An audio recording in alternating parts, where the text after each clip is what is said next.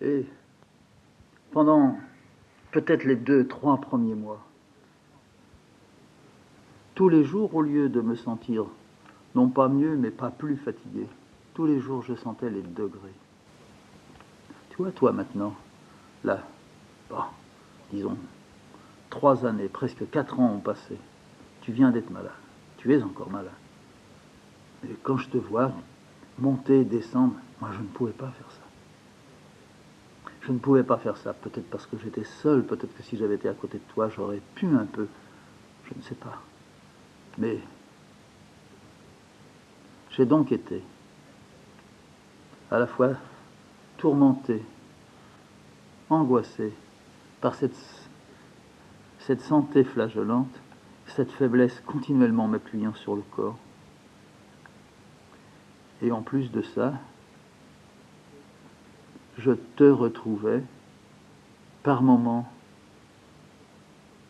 je ne sais pas si je dois dire absent, je ne suis pas sûr que ce soit ça, mais il y avait quelque chose qui ressemblait à ça, c'est-à-dire quelque chose venait dans ta tête qui t'éloignait de moi. J'en étais pas du tout jalouse, j'ai jamais été jalouse. Je t'ai dit, au début, je me suis répondu, je me suis convaincu. Bien voilà ce qui devait arriver. On a été séparés. On peut dire qu'on est séparés depuis 3 ans. Corporellement, ça a été dur. Et puis dans la tête, ça a été dur. Et puis dans les sentiments supposés, dans les sentiments. Il y a même des moments où je n'ai jamais menti. Je ne t'ai jamais menti. Mais il y a des moments où je ne voulais même pas. Je me disais, je vais m'évanouir. J'ai toujours eu la sensation que j'allais m'évanouir. Alors j'allais m'évanouir même, comme tu voulais avec moi. Me toucher, me faire l'amour. Je me disais, si ça arrive, je préfère me tuer. Tu vois à quoi on arrive à ça? Comment ça peut se faire? Toi, tu n'as jamais eu. L'année dernière, quand tu étais ici, couché, avec ta petite machine sur le ventre, je ne sais pas quelle sorte d'électricité tu avais dans le corps. Mais tu es terrible, toi. En plein après-midi, juste avant de prendre la température, tu me disais, viens une seconde, je voudrais te parler. Moi, je montais. Après, je comprenais ça. Je t'avais entendu taper. Tu allais bientôt t'arrêter, on allait faire la pause, j'allais venir avec une petite tasse de café ou de chicorée. Alors je montais, tu m'appelais. Ou je venais, j'étais à côté. Je venais, tu me disais, attends, mets-toi là, il faut que je te parle. Tu avais poussé ta machine à écrire. C'était plus fort que toi, tu m'attirais à toi. Tu m'allongeais près de toi. Nous faisions l'amour. Quand c'était fini, je me disais, il ne faut plus que je cède. Il faut que je lui dise, c'est mauvais quand même pour toi. Il ne faut pas trop faire ça. On n'a pas le droit de gaspiller ce qui est en train de se consolider, peut-être de se régler. Mais je n'arrivais pas à te dire. En même temps, j'étais heureuse, mais j'avais une telle peur. Mais je me disais, lui il peut, et moi je n'ai pas pu. Je n'ai pas pu quand je suis revenu. Je m'allongeais, j'avais toujours un prétexte. Je disais, je suis un peu fiévreuse aujourd'hui. Ou bien je disais, tu sais, je digère pas bien en ce moment les médicaments qu'on me donne. Et toi, tu ne disais rien. Et j'ai été persuadé que c'était ça. J'ai été persuadé que c'était un poids que j'avais amené dans la maison. Je me souviens quand un jour tu m'avais parlé de ta mère. Tu m'as dit, ta mère en voulait à ton père de boire parce qu'elle était très fatiguée et que cette grande fatigue, c'était ce qui l'éloignait. Tu m'avais dit, j'ai compris ça une fois. Oui, c'est-à-dire, tu sais, quand on est un enfant, toutes ces choses-là sont à la fois pas faciles et en même temps elles se devinent. Si ma mère n'avait pas été cette geigneuse, puis elle avait raison de l'être, enfin je veux dire, je n'ai jamais trouvé qu'elle exagérait. Elle avait non seulement tout ce qu'il fallait pour se plaindre elle-même d'avoir cette vie excessivement blessante, cruelle, c'est même pas assez, c'était une vie dégueulasse. On fait vivre des gens dans la pourriture, eh bien, elle vivait dans la pourriture de son corps, C'était une femme très ardente, hein, j'en suis certain. Et elle était malade. Et elle a été malade, on peut dire des années, avec un tout petit passage de stabilisation. Et puis hop, elle repiquait. Il n'y avait rien à l'époque. Et malgré tout, elle avait une constitution qui permettait qu'elle remonte. Je crois que c'était inouï. Le médecin s'était attaché à elle parce que toutes celles, c'était beaucoup de femmes et d'hommes malades, mais beaucoup plus de femmes que d'hommes. C'était peut-être les grossesses, c'était, je ne sais pas, le surmenage, parce qu'elles ne pouvaient pas s'empêcher, les femmes, de continuer la lessive, puis il n'y avait pas de sana, il n'y avait rien, puis il n'y avait pas d'argent. Eh bien, sans doute ma mère a été l'une des rares à passer à travers tout ce qu'elle a pu traverser. Oui. Elle a passé à travers, mais cet homme avec qui il n'y a jamais eu une très grande entente, il n'y en a peut-être même pas eu du tout. Mais bon, on porte, on avance. La charge, elle est plutôt du côté de l'enfant. Comme ils disent, comme elles disent, j'ai fait ça pour mon gosse. C'est quelquefois vrai, c'est quelquefois pas vrai. On peut dire que c'était même bien qu'elles fassent ça pour leur gosse. Parce que s'il n'y avait pas eu le gosse, qu'est-ce qu'elles auraient fait? Elles auraient fini par faire comme l'homme. Elles seraient allées au bistrot le chercher, puis elles auraient bu un verre. Et puis voilà, elles auraient glissé, si ça se trouve, petit à petit. Ou bien, pendant qu'il était absent, bah, elles auraient eu un mec. Non, la maladie et le gosse, c'était sans doute quelque chose qui retenait. Seulement le père quand il rentrait. L'état dans lequel il était, si souvent. Elle en était d'une certaine façon soulagée. Au moins, il ne la touchait pas. Au moins, elle était couchée. Elle avait dans la journée craché du sang. Et puis le lendemain encore, et puis le surlendemain encore. Quand ça la prenait, c'est incroyable ce qu'il y avait comme mouchoir ou bout de chiffon qui trempait là dans la bassine. Ouais. Moi, je les voyais. Un jour, j'ai même eu un copain qui est venu. Il avait vu ça. Ma mère était derrière le rideau, couchée. Alors, on avait mangé un petit bout de pain. Je me rappelle, il y avait du pain, du beurre, et on mettait du sucre cristallisé dessus. Moi, c'était mon régal. Le sommet, c'était de pouvoir mettre une cuillère de chocolat LSK. Ah, LSK, c'était ski. Et avec lui, ben, j'avais fait ça. Il l'avait découvert, il ne connaissait pas LSK. Mais il avait regardé la bassine. Moi, j'avais pas voulu lui dire, c'est ma mère. On ne peut pas dire c'est ma mère, de temps en temps, elle crache. Alors, je l'avais regardée, puis j'avais fait signe qu'elle était derrière le rideau. Il savait qu'elle était malade. Puis quand on est sorti, je l'avais non pas accompagnée, mais j'étais allé aussi dans la rue. Quand on est arrivé un peu plus loin de la maison, il m'a dit, dans la bassine. Je dis oui, oh bah ça faut pas. Oh, c'est rien, hein. Je lui dis faut pas y penser. Ouais. Il était un peu plus vieux que moi. Alors il avait cru qu'il pouvait m'en dire quelque chose d'autre. Il savait pas que c'était les crachats de la mer. Ça se voyait pas. C'était de l'eau qui était un peu rose et puis il y avait quelques taches qui restaient sur les mouchoirs ou sur les bouts de chiffon. Alors il m'a dit, ma frangine, ça y est, elle a les ours. C'était la première fois que j'entendais parler comme ça. Les ours. Les ours, les ours, ça veut tout simplement être une image pour moi. Un animal très poilu qui marche sur ses pattes arrière, qui a des grandes dents et des griffes, qui a un drôle de museau, que quelquefois on voyait dans le quartier, traîné par un homme avec des anneaux aux oreilles.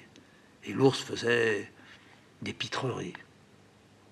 Alors il m'a dit, t'as compris ce que j'ai voulu te dire? Ta mère, elle a les ours. Alors là, évidemment, ça changeait. Qu'ils me disent, ma sœur, elle a ses ours, je comprenais pas. Mais je secouais la tête, ouais. Je disais que j'avais compris en secouant ma tête. Mais il y avait quelque chose qui m'échappait. Mais quand il m'a dit, ta mère, elle a ses ours, j'étais obligé de lui demander. J'ai dit, je sais pas ce que tu veux dire avec ma mère. Avec ta frangine, d'accord, mais avec ma mère. Ben, il me dit, ta mère, c'est une femme. Ma frangine, c'est déjà une femme. J'ai dit, mais alors tu veux dire quoi? Dans la bassine. Oui. Ben, dans la bassine, c'est ces chiffons. Elle se met ça entre les jambes. J'étais complètement désarmé, désarçonné, arraché même de la terre. J'étais au-dessus, je voulais m'en aller. Et puis, mais je savais pas. Ça, je savais pas que ça existait. C'était la découverte. Oui, je savais pas, mais c'était pas ce qu'il disait.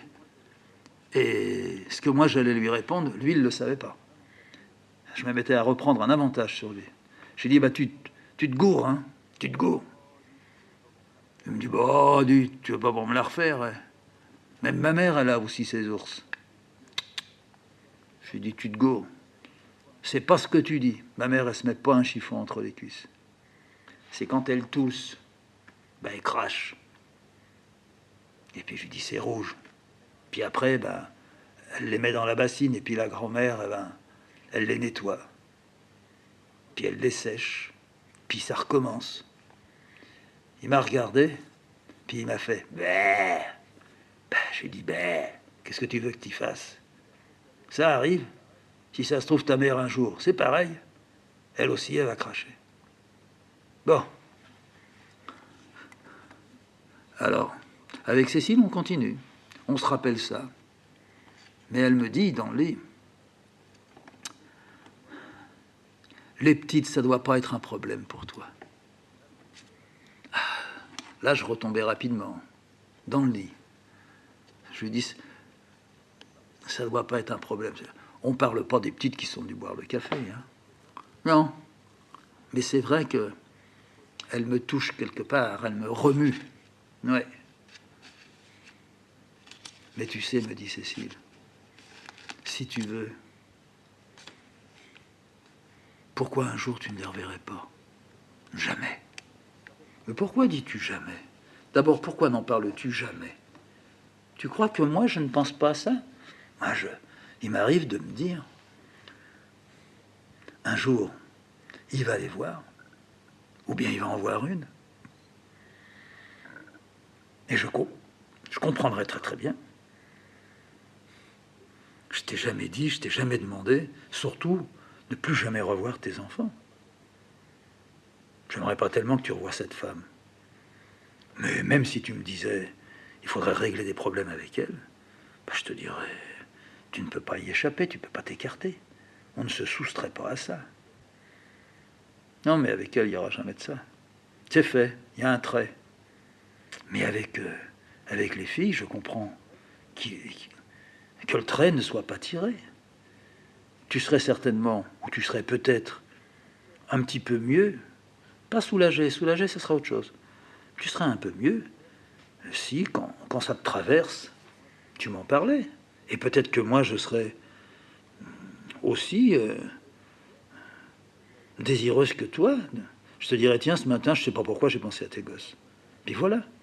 Tu n'en parles jamais avec ta mère, mais ta mère, elle a des nouvelles. Oui, mais ça ne servirait à rien que je demande à ma mère comment ça va. Pourquoi ça ne servirait à rien? Ça servirait certainement. Là, on a eu hier les deux petites. Elles ont bu du café. Je voyais bien comment tu les regardais. C'est comme si tu étais un peu amoureux, surtout de la Christiane. Elle te plaît, cette petite. Elle me plaît beaucoup en tant que Christiane, sans me rappeler les enfants, sûrement. Mais sans doute, elle rappelle aussi les enfants. Mais c'est cet âge qu'elle a. C'est l'âge, je me dis, voilà. Elles sont grandes comme ça, peut-être. Et quand on les a accompagnées, je l'ai un petit peu serrée contre moi. Oui, je t'ai vu. Puis j'ai remarqué, j'ai fait comme un repère, là où sa tête appuyait contre ma poitrine. Maintenant, je sais que l'autre, elle arriverait jusque-là. Mon pauvre Fred, vraiment, il faut que tu me parles de temps en temps. Tu ne dois pas rester comme ça. Mais ça ne m'arrive pas souvent. Bah, ça t'arrive pas souvent, mais ça vient de t'arriver. Si ça te fait plaisir d'avoir de temps en temps Christiane et sa sœur, pourquoi ne pas le faire? Même si ça remue un peu quelque chose. Ouais. Oh, tout ça, c'est de la sensiblerie. Oh non, alors là, vraiment pas du tout. Faut pas voir les choses comme ça, faut pas simplifier. Je vais te dire encore quelque chose. De toute façon, là, bon, bah dans quelque temps, bah, tu seras mieux. Toi, tu vas tellement plus vite que moi. Quand j'y pense, quelquefois, je me dis, c'est exceptionnel, la vitesse avec laquelle Fred est en train de se guérir, disons. Alors je dis à Cécile, tu sais, il y a quelque chose qu'il ne faut jamais oublier, ni pour toi, ni pour moi. C'est que on ne guérit jamais de ça. Jamais. Ce qu'on a perdu, on ne rattrape pas. Ouais. C'est comme si... Je ne sais pas comment te dire. Il y avait un trou dans la montagne. Il ne faut pas essayer de le combler. Un trou dans la montagne, ça reste un trou. Ça peut devenir un très grand trou. Ça peut ne jamais s'agrandir. Ça peut un peu s'effriter. T'as vu dans les montagnes, tu connais les montagnes. Là, autour des Sanins, il y avait des montagnes. Quelquefois, j'allais faire une petite promenade. J'attendais que tu sois réveillé ou qu'on ait fini avec toi les soins. Je l'ai vu, ça. C'est comme ça que ça m'est venu à l'idée. Une fois, j'étais allé me promener, j'ai vu un trou. Je me suis dit, tiens. Un trou, mais un trou un peu sur une pente. Et puis, je suis venu te revoir des mois après. Je suis encore allé me promener. Et puis, j'ai pensé, mais et le trou que j'avais vu, je voudrais voir. Le revoir. J'y suis allé. Alors, il avait passé des mois. Il y avait des épines de sapin qui étaient tombées dedans. Du vent, ça avait chassé aussi des feuilles. Dans le trou, elles étaient venues se mettre. Le trou, il n'avait pas bougé. Le trou, il était toujours là. Est-ce que c'était un arbre qu'on avait arraché ou qui était tombé à la suite d'un orage, d'une tempête, et puis que les hommes avaient coupé, débité, puis emmené? Je ne sais pas. C'était un trou. Comment était venu ce trou? Comment sont venus tes trous à toi? Je ne sais pas. Comment sont venus mes trous à moi? Je ne sais pas. Enfin, des trous, moi, c'est pas des trous. Mais comment c'est venu? Ben, on ne sait pas. Mais ça reste. Alors ça, faut pas qu'on l'oublie. Tu me diras, là, je fais diversion pour plus parler des enfants. Non, c'est pas vrai. Je te le dis parce que j'y pense souvent et je voudrais que toi, tu y penses aussi souvent. Moi, ce que j'ai eu, ce que j'ai, c'est moins sérieux que toi. Mais toi, c'est vraiment quelque chose de gros, hein, très gros. Eh bien, il y aura toujours la trace. Et dans la trace, il y aura toujours le risque. Le risque que des feuilles viennent poussées par un vent. Des épines viennent se mettre dans ton trou. Des feuilles et des épines. Ou bien ça sèche. Ou bien ça panse un peu la terre du trou. Alors ça va. Il y aura peut-être un jour quelques herbes qui viendront dedans. Mais c'est pas sûr. Par contre, il est possible aussi que les épines et les feuilles, elles pourrissent tout doucement et que le trou, il soit toujours à la fois visible et même que les herbes ne poussent jamais, que les deux bords ne se rapprochent pas. Faut pas qu'on oublie ça. Alors Cécile me dit, ouais, moi je veux bien prendre ça, c'est vrai. Il faudrait, je peux pas quand même vivre tout le temps avec ça. Je peux pas me dire, je suis menacé, donc je dois faire attention ici ou là, comme ci, comme ça. Non, je crois qu'un jour, on va quand même être plus libre, plus large. Mais c'est pareil avec tes enfants. Il y a un trou. Ah, tu ne peux pas oublier qu'il y a un trou. Alors tu veux dire il y a deux trous? Non, j'imagine que les enfants, ça fait un trou. Alors il m'est arrivé, pendant des années, j'y ai chassé. J'ai chassé ça quand ça venait en moi. J'ai repoussé au loin. Mais c'est vrai que le trou que j'ai utilisé comme image pour Cécile, pour lui expliquer l'illusion de croire que l'on peut être définitivement, je ne peux pas dire guéri, mais on avait ces mots-là. Alors je ne peux pas en utiliser un autre. On ne peut pas se croire définitivement à l'abri. Je n'ai pas été définitivement à l'abri de ces remontées dans le trou, justement. L'eau qui était en dessous, l'eau qui croupissait. C'est un peu ça le souvenir, c'est une eau qui croupit. Quelquefois, c'est une eau qui se purifie, puis qui à nouveau recroupit. Il est rare que l'eau dans les trous reste tout à fait pure. Ça n'existe pas, la pureté. Oui. Ah, j'ai été, par moments, je l'ai caché. À d'autres moments, j'en parlais. Puis il y avait des grandes plages, plus une seule pensée, plus une fois à se dire qu'est-ce qu'elles deviennent, à en penser plus à l'une qu'à l'autre, qu'est-ce qu'elles font, et puis après, qu'est-ce qu'elles font, qu'est-ce qu'elles ne font pas. Je me suis embourbé aussi dans qu'est-ce qu'on leur dit de moi, comment on leur a présenté tout ça. Et puis, on ne dit rien de moi. Elle doit se demander, alors notre père, c'était quoi? Ou bien leur dire, votre père, c'était un salaud. Il nous a laissés comme ça. Ça m'agitait, puis ça se calmait. Ça faisait des orages en moi. Ça m'empêchait de travailler. Ça me permettait de travailler. Puis un jour, il est arrivé ce qui devait arriver. Ça s'est passé à travers un ami qui avait une galerie, qui est mort depuis. Et cet ami, il avait organisé une exposition avec mon travail. Et puis, on y était allé au vernissage. Et puis lui, il était toujours très gentil. Et on était là, on marchait dans la salle. Lui, Cécile, lui et moi, lui et un ami à lui qu'il m'avait présenté. Un moment, chez lui, ça a toujours été des moments très réussis. Il savait faire circuler une sorte de douceur et douceur et d'inquiétude. Il se demandait comment ça allait se passer. Il voulait que je sois un peu confiant, que je sois un peu... Il savait qui j'étais.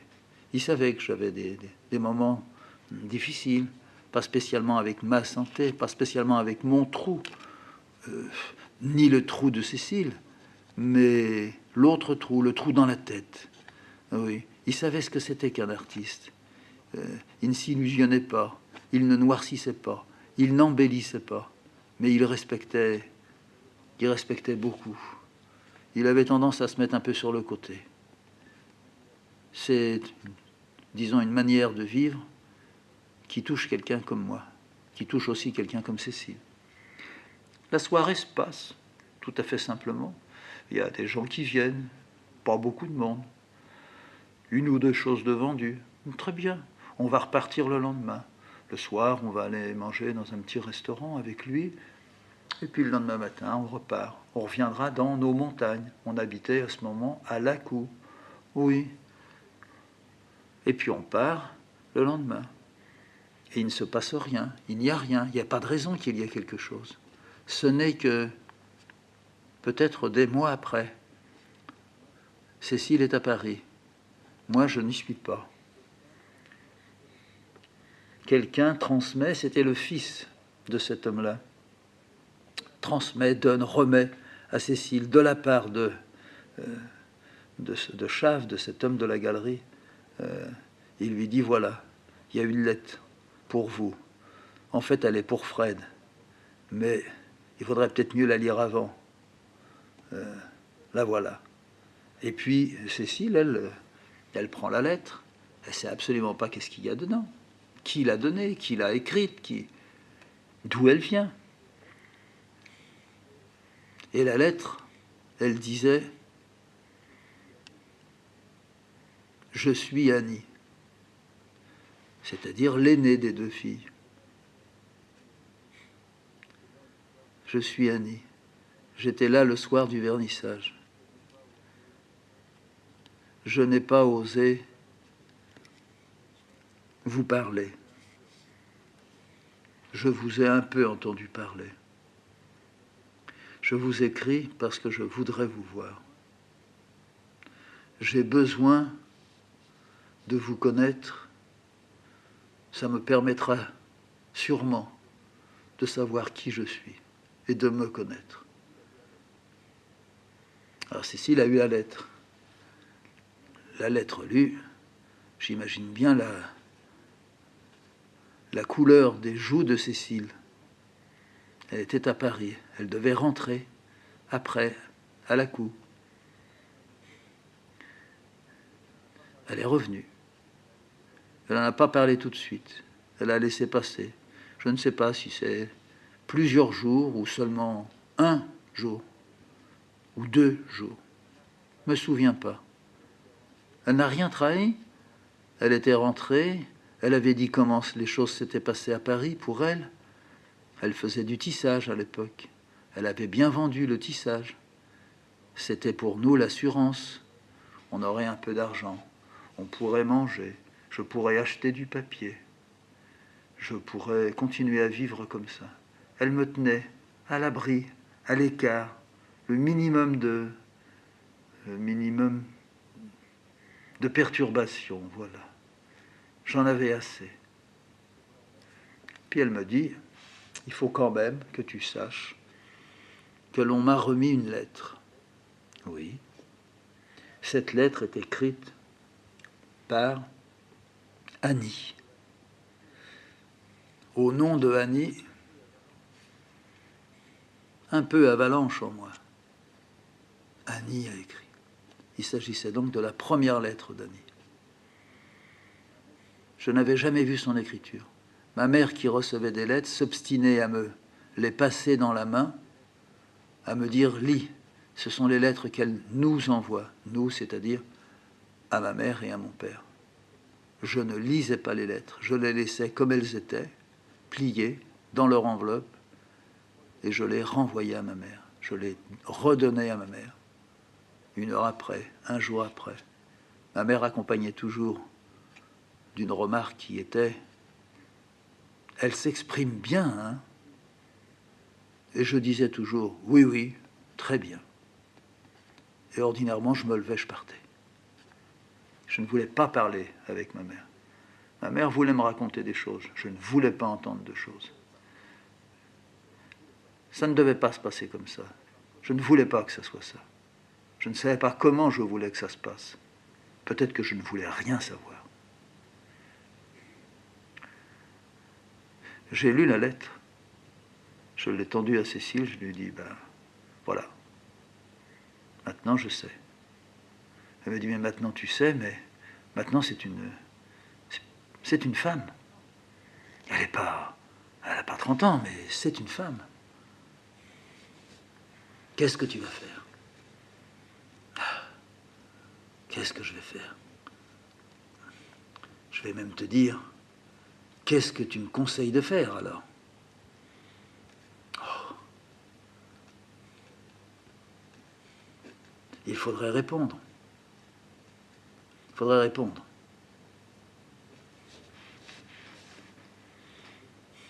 Je ne sais pas aujourd'hui.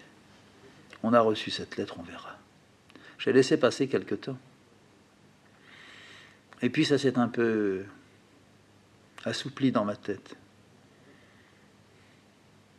J'étais aidé par Cécile. Mon travail en avait pris un coup. J'arrivais pas toujours, dès que me venait cette idée, l'image que je ne pouvais pas faire venir, je n'avais rien. Je ne savais pas si elle était petite, grande, maigre, grosse. Je savais qu'elle était brune, que l'autre ne l'était pas. Mais l'autre n'avait pas écrit. Et elle ne parlait pas de sa sœur. C'était peut-être mieux. C'était peut-être mal.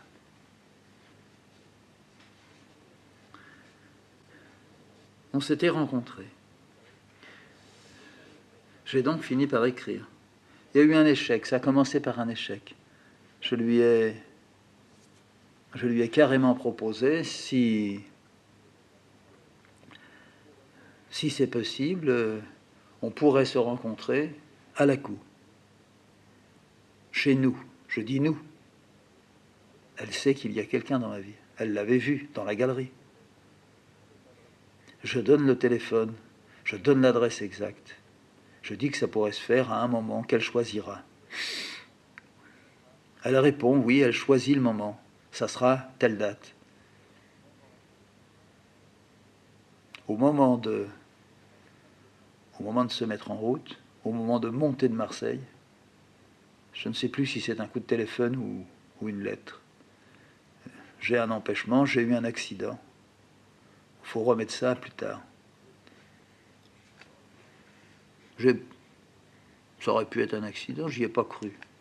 J'ai pensé, elle recule. J'ai dit, elle a bien fait. J'étais pas prêt. Et puis j'ai dit à Cécile, maintenant c'est fini, il faudrait plus parler maintenant. Faut laisser. J'ai pas envie. Ça n'est pas un accident, mais de toute façon, accident ou décision, c'est bien. C'est bien. C'était le temps où j'étais vraiment très malade. Je n'étais plus très malade des poumons, mais j'étais vraiment très brisé dans ma tête. Je travaillais, pour ainsi dire, plus. J'étais un homme qui sentait qu'il était sur le point de se perdre. Cécile aussi voyait que je me perdais.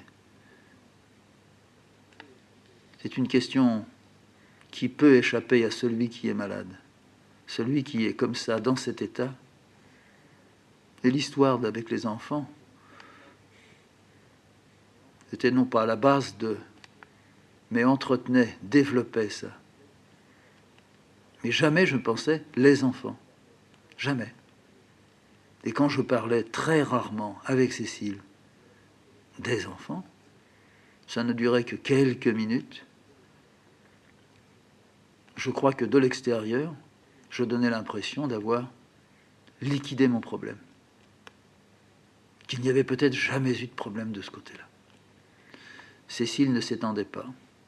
Elle faisait comme si elle me croyait, mais peut-être qu'elle me croyait. Comment faire pour remonter d'un trou? J'étais dans un trou. C'était pas mon trou, mais il devenait mon trou, je me greffais dans mon trou. J'en étais arrivé à ne presque plus pouvoir marcher. Je pleurais, je tremblais, j'avais une peur qui m'écrasait, que je ne pouvais pas ni porter, ni traîner, et encore moins pousser, rejeter. Je vivais dans le faux, c'est-à-dire, je ne me formulais pas ce que je fais, ce que je ne fais pas, ce que je m'empêche de faire.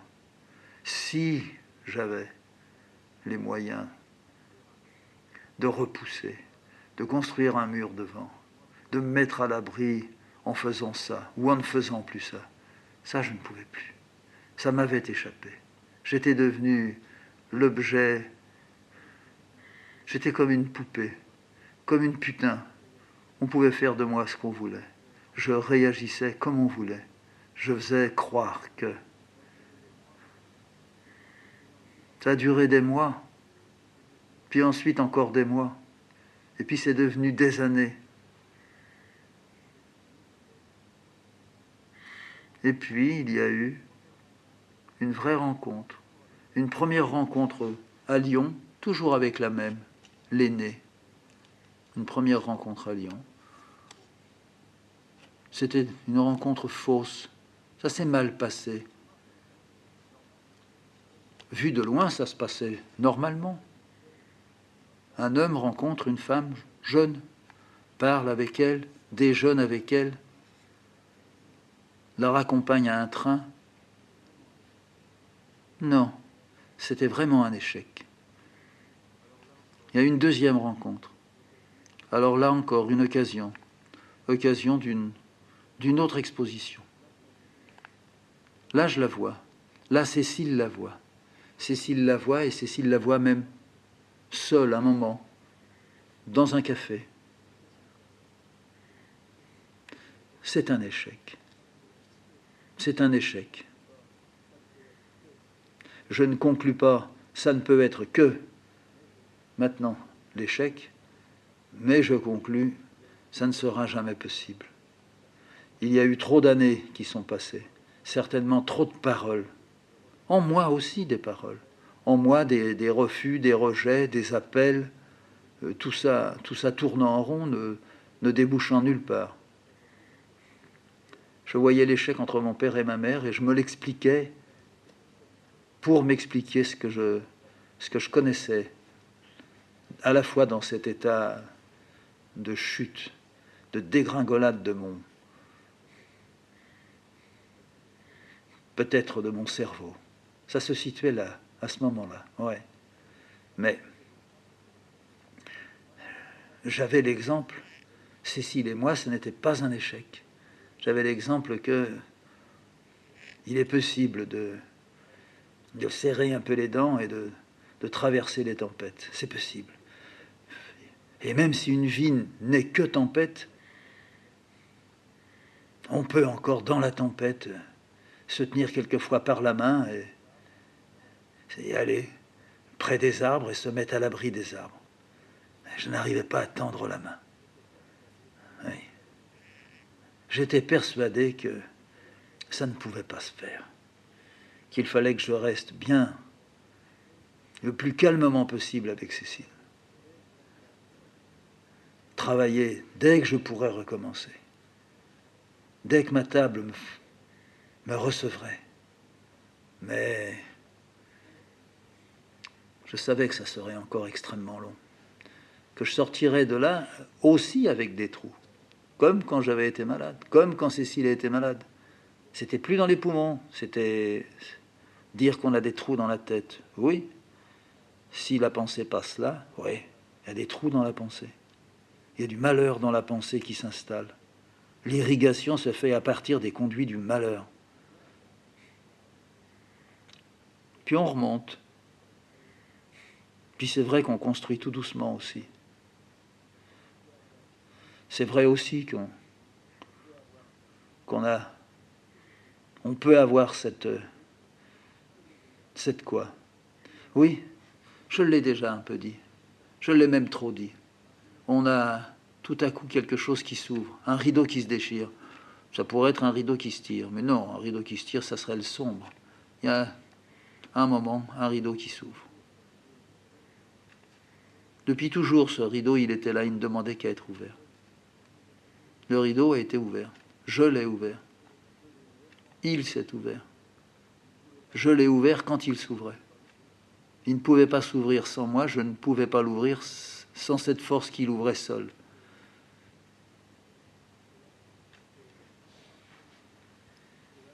J'ai approché à ce moment-là, à ce temps-là. Ça a commencé vers justement 70, 75. Ça ne pouvait pas commencer au moment profond de la crise.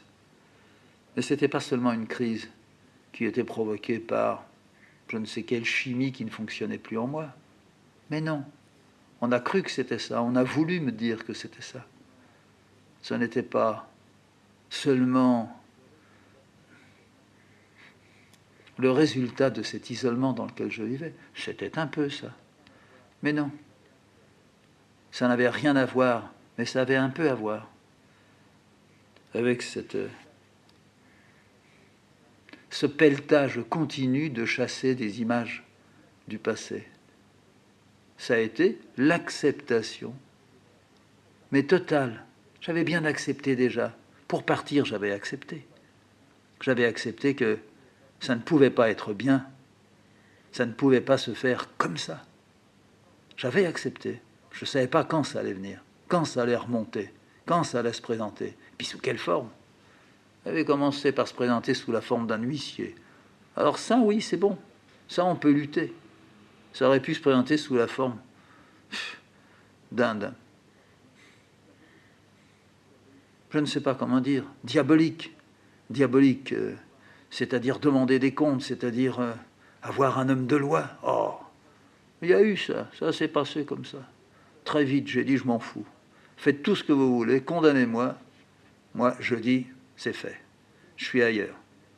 Oui, c'était autre chose. Et même d'avoir dit ça, ça a commencé à perforer quelque chose en moi. Oui. Alors, ce qui est arrivé, ce qui pouvait ne jamais arriver, c'est que j'ai accepté d'être comme ça. Et je ne me suis pas dit en acceptant, je serai toujours donc quelqu'un de malade, de bancal. D'autres disaient, ça c'est tout à fait un asocial. Ouais. Je suis rien de tout ça. J'aime la vie. Voilà quelque chose qui est difficile à dire. J'aime la vie. Je caresse la vie. Mais je l'aime à ma manière. J'aime une vie qui est pleine de sang. J'aime une vie qui coule. J'aime une vie où il faut de temps en temps poser vite un garrot. J'ai une vie où la douleur depuis la nuque jusqu'au talon, elle prend le corps et elle voudrait le tordre. Oui. Eh bien, j'aime ça. Oui. Je ne peux pas repousser ce qui est. Ça, c'est mon vrai à moi. C'est un vrai dans lequel je suis né. Ça a commencé dans la cave. Il n'y a pas de raison que ça cesse. Je ne suis plus dans une cave maintenant. Mais il faut parvenir à ça. J'y suis parvenu. La vie qu'on mène, Cécile et moi, c'est une vie... Elle n'est pas toujours d'une vie, disons, de réflexion complète sur... non, on se laisse porter, on se laisse pousser. Mais moi, j'ai besoin de dire, d'une part, je suis là. D'autre part, bon, on a ça, mais c'est peut-être bien qu'on ait ça. Quand on ne l'aura plus, ben, on ne le regrettera pas. Mais qu'est-ce que c'est ça? Ben ça, c'est un problème, c'est une grande difficulté, c'est un moment d'écroulement, c'est la brusque sensation et déclaration. C'est fini, c'est foutu, j'en ai marre. Oui. On est continuellement perforé, scié, traversé, brûlé. C'est ça. C'est ça que j'appelle les matériaux de la calcination. Il faut qu'il y ait ça.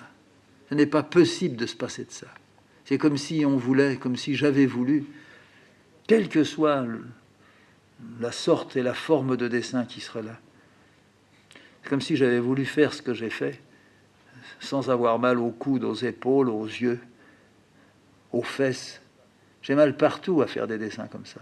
Mais j'ai mal partout, ailleurs, à l'intérieur, dans le fond de mon moi, dans mon quoi, dans mon ce que je ne sais pas, et qui est le siège même de la vie.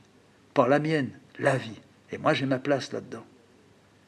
Et pas la vie avec le mensonge, avec le jeu, avec l'aspect faux, riant, toujours détendu.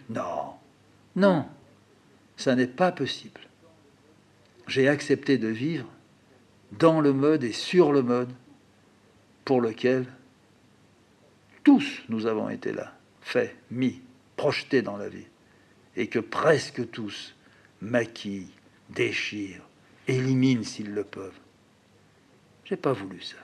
Ah, ça peut être, effectivement, comme ce qu'on a dû vivre, comme ce qu'on a traversé. C'est une vie. C'est pas un bâillon.